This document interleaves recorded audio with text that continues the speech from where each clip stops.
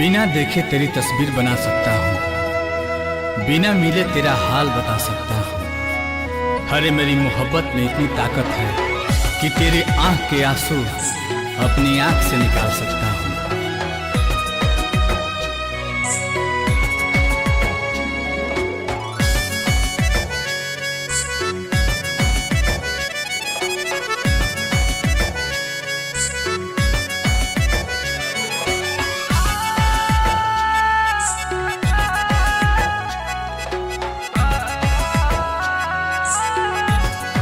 बिछड़ के को पल तोहसे जियल नइखे गवारा हो।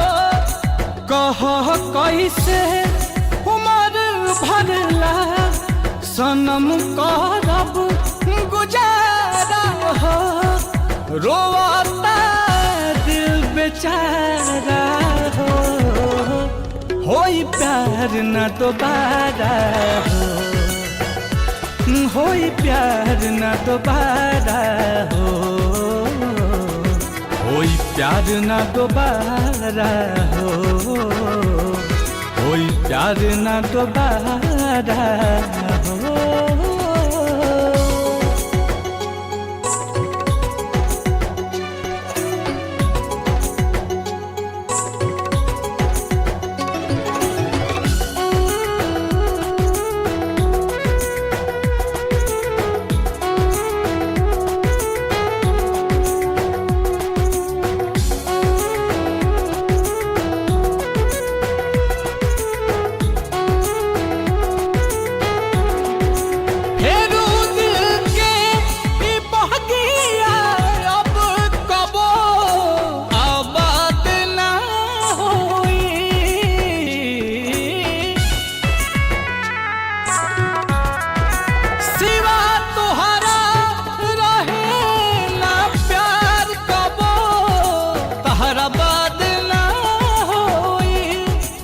अचानक के सब खत्म भइल, ना बुझ पैली सारा हो।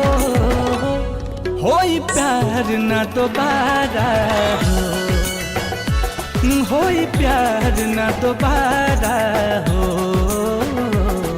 होई प्यार न दोबारा हो, होई प्यार न दोबारा हो।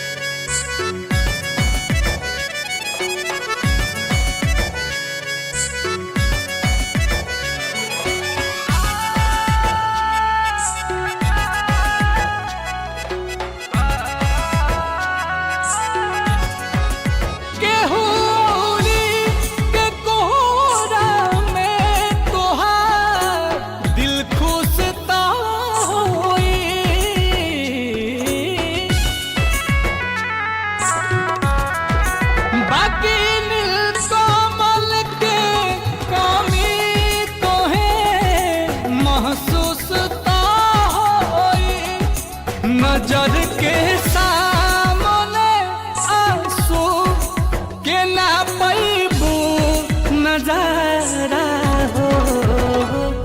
होई प्यार न दोबारा हो, होई प्यार न दोबारा हो,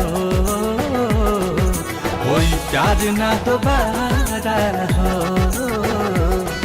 होई प्यार न दोबारा हो। Presented by Adi Shakti Films।